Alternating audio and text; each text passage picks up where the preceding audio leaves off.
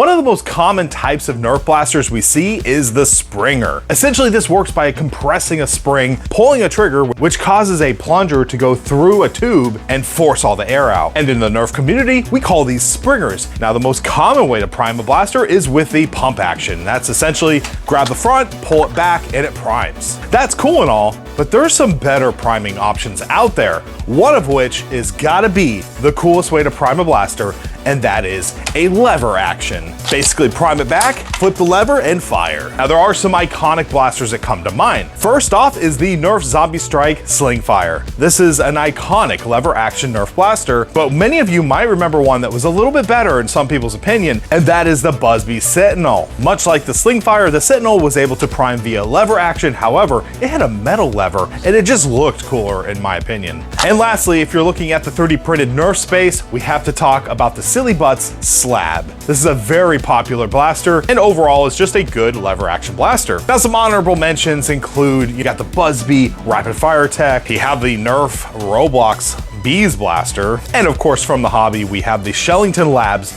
Winchester. But when you take a look at all the lever action blasters out there, there's actually not a lot of them in comparison to pump action Springers, which seem to be very abundant. And so the blaster we're taking a look at today caught my attention because yes, it is in fact a lever action blaster. This right here was sent in from M416 Gel Blaster, and this is known as the CJFL Dome. Now, unlike a lot of the blasters I talked about, this right here is more of a mare's leg because it doesn't have the long stock, and it just gives it just a really cool aesthetic. So with all that said, let's go ahead and jump in to today's video. Now starting off, I gotta say the dome looks phenomenal. I love the sci-fi aesthetics to it. It's got some really good design language to it, and it just looks great. Starting at the front of the blaster, you have a barrel with no attachment on it. You can actually put some rifling on this thing. On the bottom, there is some Picatinny here. I'm not sure what you'd want to put down there. Moving back, we have the magwell. This is compatible with Talenoid various magazines. I did try Worker Talons and at a Darts Coda magazines. They both worked fine. And of course, it comes with this really cool little cosmetic magazine, which I really like how this looks, especially with the overall profile of it when it's in. It just has a very nice sci-fi sleek look to it.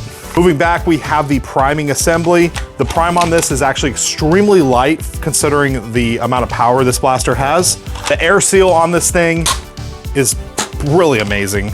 Pistol grip is very comfortable. I was a little bit hesitant because when it comes to a lever action, it is nice to shoulder it and just sit there and repeatedly prime it and fire it. I believe there might actually be a stock option for this, but for now, this is perfectly fine. And the overall ergo of it, the priming is pretty simple, so can't complain there. Real quick to go over the build construction of this blaster, it is 3D printed, as you can see, but it also has some very nice CNC parts. This plunger tube looks like a powder-coated aluminum tube, and it just looks phenomenal. The bars on this look like CNC bars, no blemishes whatsoever. This is high quality stuff. I do see some more metal hardware on the inside. It looks like it rides these like some linear rods, which probably help with the overall rigidity as you prime this blaster.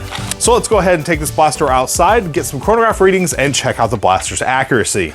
Let's get some chronograph readings using standard Worker Gen 3s. 193.1. 187.2, 195.8, and 214.8. Wow. Next, let's shoot some cups at 30 feet.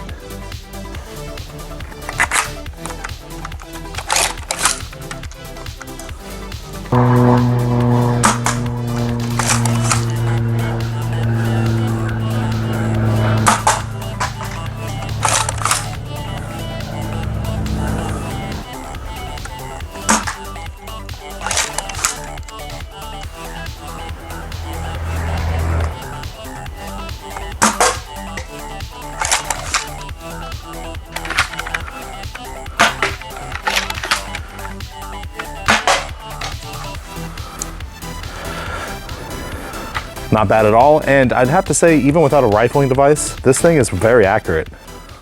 So in summary, if you like lever action blasters and want to get a high quality product that shoots around 200 FPS, I highly recommend the M416 Gel Blaster CJFL F1 Dome. Now on M416 Gel Blaster, they do offer some different color options. I'll leave links in the description. And overall, I'm really happy with this blaster. Once again, I want to thank M416 Gel Blaster for sending this in. I have some private games in the future coming up, so I'll be able to check out this higher FPS blaster, and I think it's going to do really well. Now, if you made it this far in the video and you are not yet subscribed to the channel, make sure to do so as it helps the channel grow. Make sure to hit that notification bell so you see when we make new content. As always, I'm DrFlux. Be safe and happy foam flinging.